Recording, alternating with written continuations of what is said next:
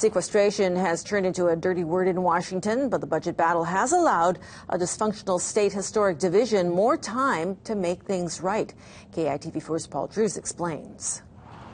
The State Historic Preservation Division is charged with preserving parts of our past.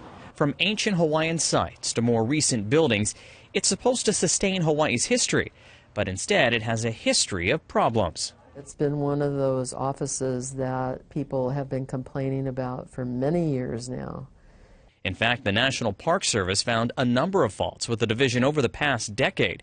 It sent a letter in 2010 requiring improvements, stating failure to meet milestones would result in the suspension of Hawaii's annual grant. At stake, more than $1 million in matching grants each year, along with government approval. Without that, federally funded construction projects could be delayed, and that could cost billions. The National Park Service found problems with the state's survey of historic properties, staffing levels, and maps that could only be viewed at a particular office and not online. We had a heiau get bulldozed on the Big Island, which was very upsetting to people. I'm still upset about it, but part of it is because they were in Honolulu looking at maps, trying to find maps so it wasn't digitized.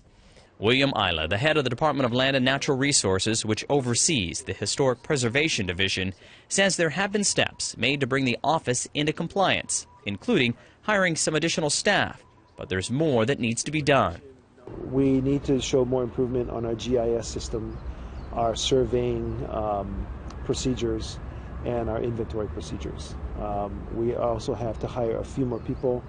Hawaii was under a deadline to meet those federal requirements before a visit by a team of cultural resource personnel. That was supposed to take place at the beginning of this month, but sequestration put a stop to that.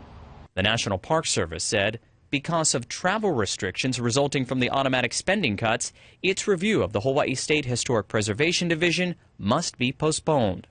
Even though all the milestones have not been reached, Isla feels there have been enough improvements for the distressed division that it would have still received a reprieve.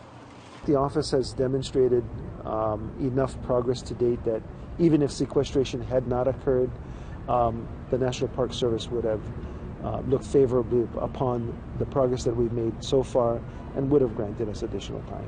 We could find out next month exactly what the Park Service will do. Another visit is planned if travel restrictions are lifted. Paul Drews, KITV4 News. Until then, the state office will remain on high-risk status. It's still attempting to fill a number of positions, including finding more archaeologists and architectural historians.